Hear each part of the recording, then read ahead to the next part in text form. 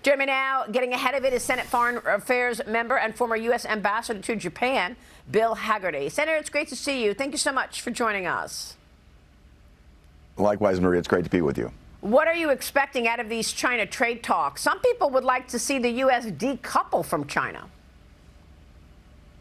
Well, it's a complicated relationship. I talked both with U.S. Trade Rep Jamieson Greer and with our Treasury Secretary Scott Bessent just a few days ago, just before they headed to Malaysia. We've got a great team there on the ground. They're going to be negotiating with the Chinese team. But I tell you, it's going to come together, Maria, when President Trump and President Xi are in the same room. I think that's the only way we're going to get this resolved. I've been with both men. I've been with both Xi and Trump together. There is a relationship of mutual respect, but that relationship was seriously damaged, Maria, when you look at what happened in the COVID pandemic cover-up, the spy balloon that they did during the Biden administration. The relationship is frayed, and now the critical earth minerals and magnets blockade that we've seen, this has got to come to an end. President Trump has demonstrated he means business. The stacking tariffs, 157%, that is a critical issue. It's basically going to say, I think it basically says to the Chinese side, you got to come to the table. We're going to have to break this logjam. We're going to have to come to terms. And I think with President Trump and President Xi in the room, that's perhaps the only way this is going to happen. Yeah, I think you make a great point. We'll likely see the conversation revolve around those rare earth magnets, fentanyl, soybeans, Taiwan, AI chips, port fees, student visas, a lot for President Trump to get into with Xi Jinping. Of course, we'll be previewing that all week. And what do you make of the president ending all trade negotiations with Canada this week after Ontario aired an anti-tariff ad featuring Ronald Reagan? The Reagan Foundation said that it misrepresented the former president. And President Trump says this was meant to interfere with the upcoming Supreme Court decision on his tariffs. That hearing, of course, November 5th. Yeah, Canada's been a very difficult trading partner for years, Maria. I just met with Brown-Forman, the owners of Jack Daniels, one of the premier products from my home state of Tennessee.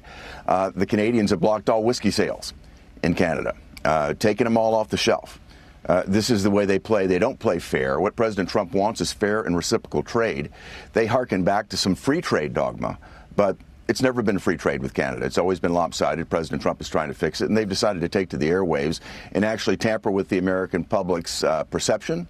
And also at a time when a critical case is before the Supreme Court. I don't blame President Trump for being quite upset with this. I hope it comes to a resolution. Canada is an important strategic partner for us, but they need to come to the table. Do you believe that this Supreme Court decision will go President Trump's way? It's going to be important on a number of levels. So I've talked with several experts, and I do believe that it will go the president's way. They certainly think that it will. And frankly, Maria, it's critical for our national prosperity that it do so. At the end of the day, the Supreme Court, I think, will make the right decision, and I think we'll be continuing forward on this. And any country that's holding out, hoping that they're going to get some break from the Supreme Court here, I think that's folly. We need to get these deals done. We need to rearrange the unbalanced relationships that date all the way back to World War II, and we need to see a much more fair and reciprocal trading environment for American goods. Meanwhile, I can't imagine that the government shutdown doesn't go into November, given the fact that the president is going to Asia. Doesn't Congress need the president here to actually move the needle here on the government shutdown? Federal workers have just missed their first paycheck. On Thursday, Senate Democrats blocked a Republican measure that would have paid federal employees, members of the military, contractors working during now what is the second longest shutdown in American history. Senator, what do you make of it, and what are your expectations?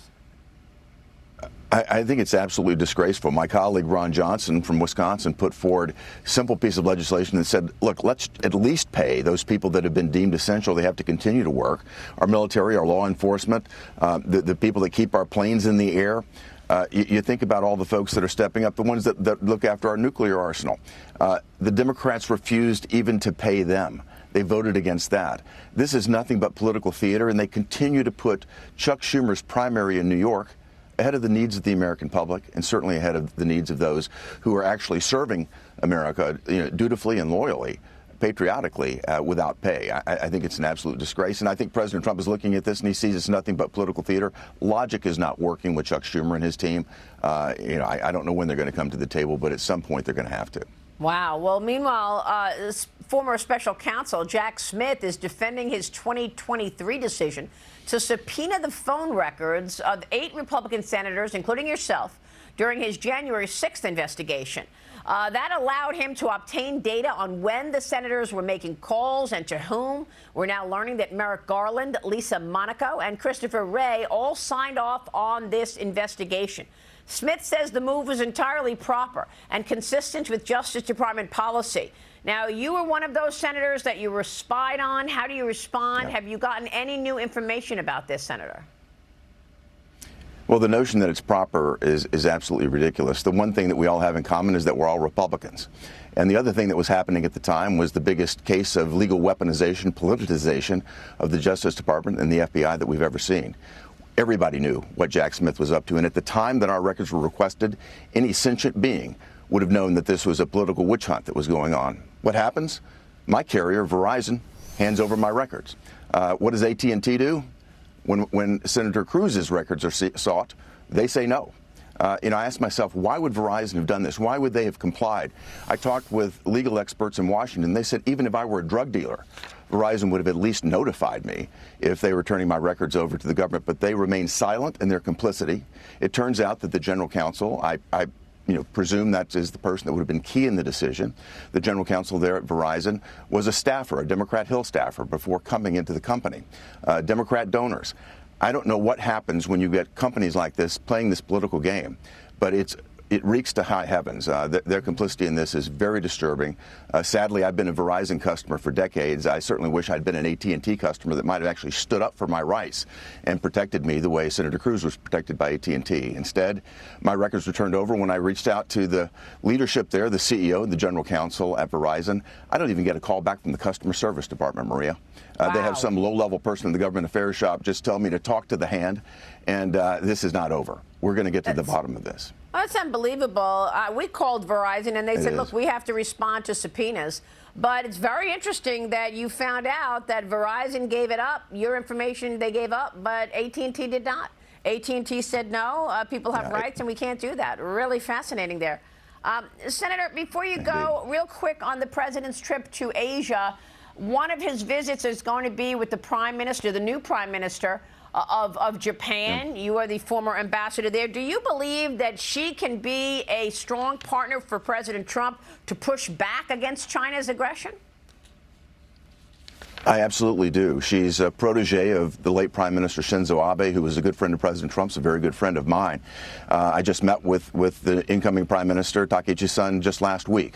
I think she's very, very anxious about moving forward with our relationship. She wants to see it as strong as possible from an economic standpoint, certainly, but also from a national defense standpoint, Maria. And our posture there in the region is absolutely critical. It's a very dangerous neighborhood where Japan finds itself. You think about North Korea, Russia, and China right at your doorstep.